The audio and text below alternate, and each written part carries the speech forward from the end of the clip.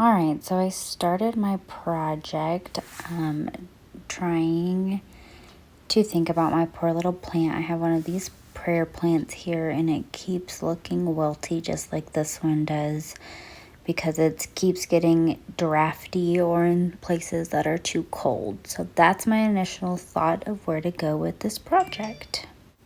So after struggling with this plant all week, I thought, that's dumb. I have this nice temperature sensor where I can see what would be the best place for this plant. So I started setting up my Arduino project to get to work.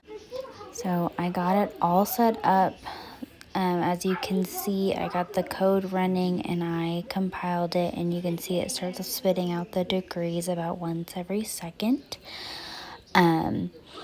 This is super nice. I get the accurate read of that space, so I know exactly what would be best for my plant.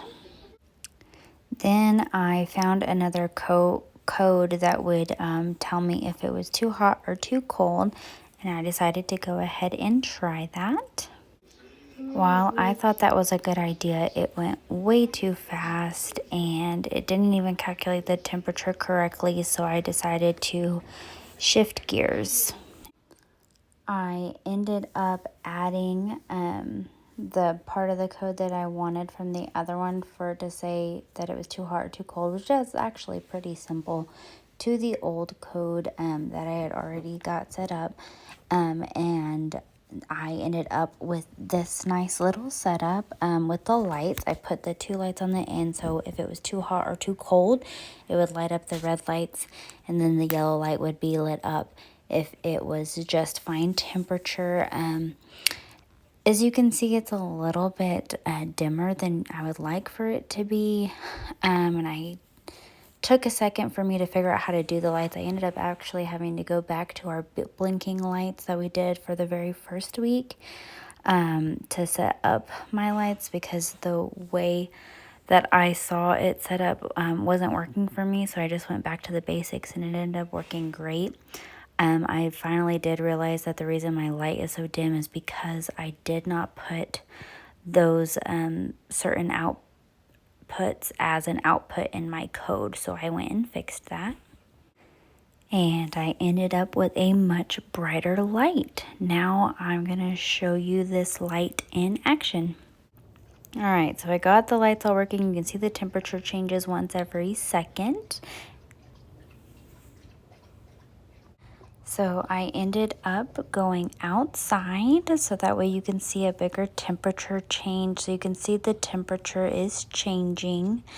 My light, however, is not really changing. It took a little bit for the temperature to change outside, probably just from how warm the temperature sensor was. So I decided to move it off of my computer so that way it would be easier to cool down. So here I changed the temperature degrees a little bit also, and I moved it off of my computer.